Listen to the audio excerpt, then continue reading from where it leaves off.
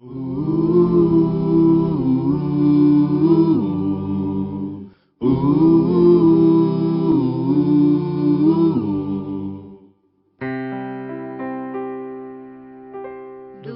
teu falar, ó Salvador, jamais vou duvidar, é encorajador. Alimento Diário, série Então Virá o Fim. Título do volume 1: A Edificação da Igreja. Autor: Pedro Dong. Título da semana 4: O Caminho da Cruz. Quarta-feira. Ler com oração Romanos, capítulo 8, versículos 1 e 2. Agora, pois, já nenhuma condenação há para os que estão em Cristo Jesus, porque a lei do Espírito da vida em Cristo Jesus te livrou da lei do pecado e da morte. A cruz é a maneira de lidar com o ego. Satanás ofereceu a Adão e a Eva a capacidade de discernir o bem e o mal de maneira independente de Deus. Aceitando essa proposta, eles perderam a simplicidade e suas mentes foram corrompidas. Essa atitude teve consequências desastrosas, pois o pecado entrou e o homem se desconectou de seu Criador. Com o pecado veio também a morte. O homem que Deus criara para ser seu lugar de habitação foi totalmente danificado. Mas não foi apenas isso. Ao perder a simplicidade e a pureza, a mente do homem se uniu ao inimigo de Deus.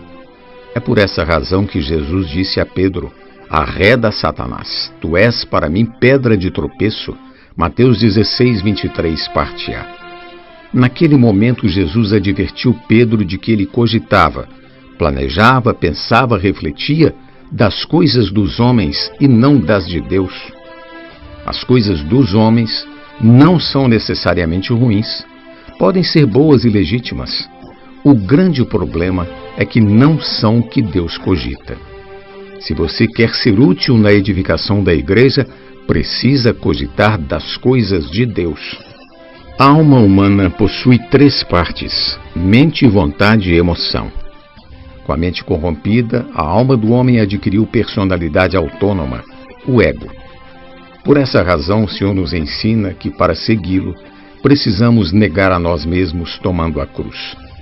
Esse é o caminho para alcançarmos o que Deus tanto almeja, a edificação da igreja. Cientes disso, estamos abertos ao trabalhar do Senhor, pois Ele quer lidar profundamente com nosso ego. A maneira que Deus tem para lidar com nosso ego é a cruz. O apóstolo Paulo registrou a seguinte passagem, Gálatas capítulo 2, versículos 19, parte B e 20. Estou crucificado com Cristo. Logo já não sou eu quem vive, mas Cristo vive em mim. E esse viver que agora tenho na carne, vivo pela fé no Filho de Deus, que me amou e a si mesmo se entregou por mim. O sujeito oculto do verbo estou é o pronome pessoal eu, que no versículo refere-se ao ego. Jesus não morreu na cruz apenas para tirar o pecado do mundo, mas principalmente para crucificar o eu. Quando nosso ego é crucificado, deixamos de viver sob sua influência e Cristo é quem vive em nós. Essa é a realidade do negar a vida da alma. Por mais que amemos o Senhor e nos esforcemos para cumprir sua vontade, no plano terreno não há como fazê-lo, pois habita em nossa carne a lei do pecado. Ela é como a lei da gravidade que sempre nos puxa para baixo. Por esse motivo, quando vivemos por nosso ego, estamos sujeitos à lei do pecado. Mas não desanime, pois quando fomos regenerados, recebemos o Espírito de Deus, louvado seja o Senhor. Todo aquele que é nascido de Deus tem em seu espírito uma lei chamada Lei do Espírito da Vida. Romanos capítulo 8, versículos 1 e 2.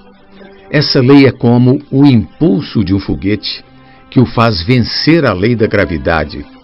Graças à lei do Espírito da Vida, podemos vencer a lei do pecado e da morte e somos impulsionados para as regiões celestiais. Essa é a única maneira de não vivermos sob a influência do ego e da lei do pecado e da morte. Pela lei do Espírito da vida, somos levados ao governo dos céus e assim edificaremos a igreja. Pergunta de hoje: o que significa o negar a si mesmo a que se refere Mateus 16:24? Jesus é o nosso Senhor. Do teu falar, ó Salvador, jamais vou duvidar, é encorajador, fiel me faz andar, faz tua glória eu ver, o mal vem derrotar. Fiel me faz andar, faz tua glória eu ver,